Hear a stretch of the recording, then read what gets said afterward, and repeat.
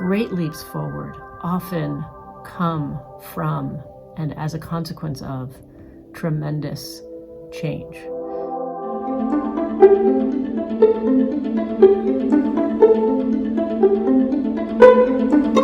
In Vermont, we know that we can't meet our energy goals without providing a way for all households, all people, all businesses to access clean, efficient, and affordable energy. We know that 60% of Vermont households are low income or moderate income, and that's led to a focus here in the state on energy burden, looking at the percentage of a household income that goes to energy costs. In Vermont, that average is $5,800 each year, with the majority going to transportation and heating energy.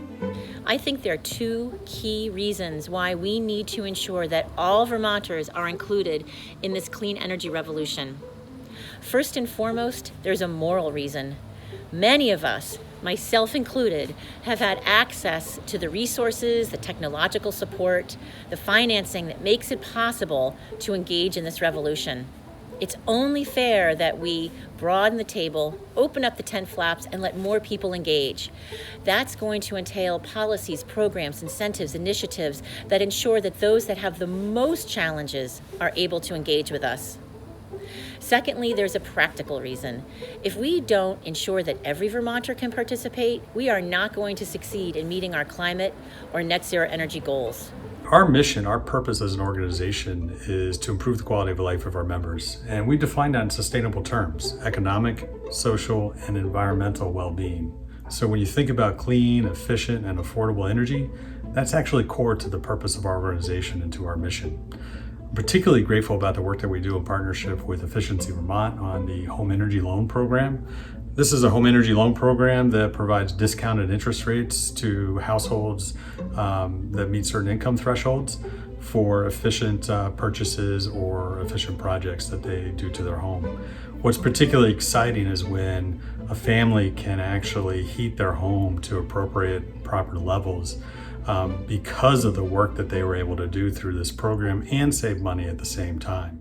I have some great stories about all sorts of different kinds of projects that people have used Be Green financing to fund.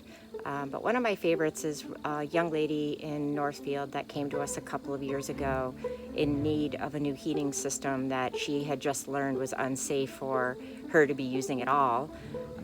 So she did her research and she learned about the home energy loan. She ended up doing the weatherization project first, and she had received a secondhand pellet stove that was able to heat the house enough so that she could get through that winter. This summer, she came back to us and applied for another home energy loan, qualified for 0% interest on both of them, and she was able to replace her heating system. And these are the stories I love because they're helping somebody who's a low to moderate income, and we're improving housing stock that's really some of the oldest in the country. In Vermont, our transportation is not only the largest contributor to greenhouse gases, it is also the largest barrier to helping people out of poverty. So when we can provide transportation, clean transportation, an electric vehicle or access to that mobility to a family in need, we aren't just moving forward on green energy. We are providing the opportunity for a job security, the opportunity to get to a healthcare appointment, the opportunity to have secure childcare so that economic opportunity can be possible for families. I believe that everyone, every single Vermonter, deserves access to clean, efficient, and affordable energy options. I feel extremely fortunate to live in the beautiful Lake Champlain Islands. I know so many fellow neighbors here who, like me, long for more public transportation options.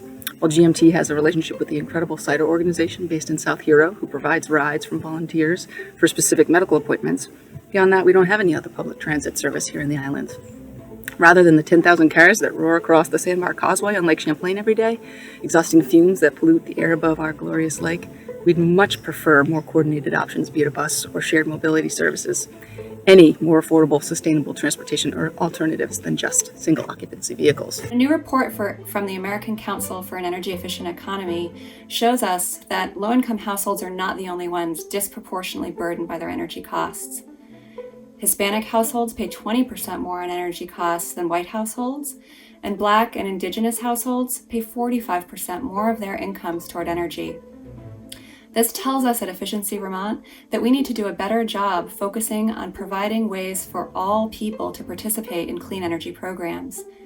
Whether that's helping them with a hybrid or an electric vehicle, whether it's helping with weatherization or a heat pump, there are many ways that we can work together to reduce energy costs for all Vermonters and make sure that we have more money in our pockets for critical expenses.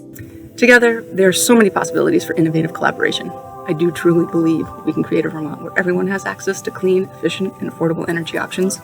I hope you'll join me. Let's get out there and get these things done. It must be now that we advocate for far-reaching and integrated policies and solutions. And we know we cannot solve the climate crisis without everyone in.